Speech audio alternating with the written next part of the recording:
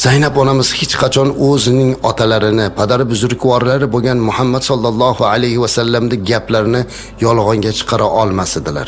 Chunki yoshligidan ko'rib katta bo'lganidek, bu zotni butun xalq Muhammad Amin tahallusi bilan chaqirganligini, islomdan avval ham, islomdan keyin ham bu zotni biror marta yolg'on gapirganiga guvohlik bo'lmagan edi. Guvohlik bo'ladigan insonni ham ko'rmagan edilar. Va mana shu tariqa Zaynab onamiz albatta otalarini bu so'zlarni haq deb qabul qilar ekanlar, birinchi mu'mina, muslima ayollar qatoridan o'rin oldilar. Lekin afsuski, kuyovlari Abul Os iymonga kelmadi. Zaynab onamiz ko'p harakat qildilar. Abul Osga takliflar berardilar. Iymonga kelishliklarini, otasini haq payg'ambar ekanliklarini aytardilar. Abul Os ibn Rabi' hech qanday javob qilmas edi. Biror gap gapirmas edi. Biror narsani inkor ham qilmas edi. Lekin Zaynab onamiz bilan janjal ham qilmas edi.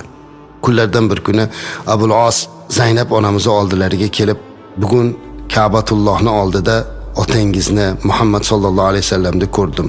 U kishi men bilan ko'rishdilar va menga islomni da'vat qildi" dedi.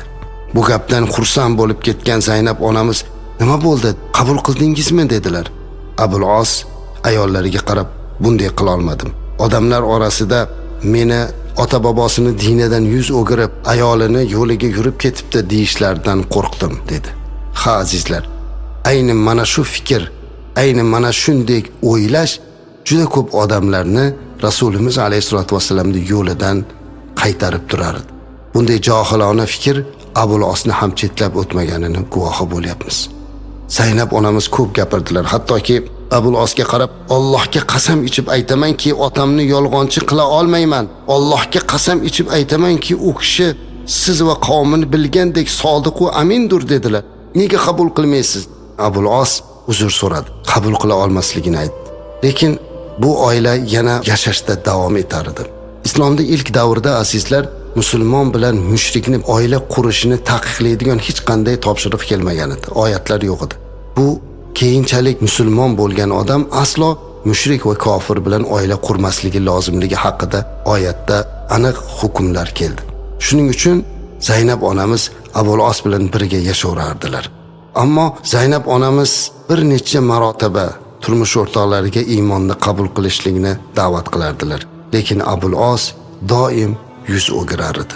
Zaynab onamizning qalbi nihoyatda mahzun bo'lardi. Allohdan o'zini sevgan yorini, jufti halolini, mo'min va musulmon bo'lishligini so'rab iltijo qilib duolar qilardi. Hattoki bir necha marotaba Abul Osga ba'zi birlari ayolidan ajrashlik taklifini ham qilganlar. Bu taklif qilganlarning ichida hatto ba'zi sahobiyalar ham bo'lgan. Abul Os hech qachon ayolidan ajramasligini, ayoliga sevgi va muhabbat ila turmush qurishlikda davom etishligini aytardi. Lekin afsuski iymonga kirmas edi. Payg'ambarimiz alayhisolatu vasallam buni ko'rib, qizlariga duo qilar, sabr va qanoatda turishlikka chaqirardilar. Bir guruh mushriklar bir kuni Abul Osni o'rtaga oldilar. Abul Osni o'zini ota-bobosining dinida sadoqat bilan turganligini, shu paytgacha Muhammad sallallohu alayhi vasallamning yo'liga o'tib ketmaganligini maqtadilar. Uni ko'klarga ko'tardilar. "Sen haqiqiy jasorat bilan turibsan" degan gaplarni gapirdilar va alal oqibat shu darajaga olib keldilarki, oxiri oborib so'zlarida Abul Os ibn Rabi'aga ayoli Zaynab bilan ajrash taklifini berdilar. "Haydab yubor qizini" dedilar. "Senga Qurayshning eng zo'r qizlarini olib beraylik" dedilar. Shunda Abul Os ularga qat'iylik bilan, "Yo'q, aslo. Allohga qasamki, men xotinimdan ajramayman. Men xotinim o'rniga Qurayshning hech bir ayolini teng ko'rmayman" deb javob berdi. Bu haqiqiy muhabbat edi. Taqdirni qarang azizlar, ikki bir-biriga oshiq, ikki bir-biriga mahbub bo'lgan insonlar, biri mu'min va ikkinchisi kofir.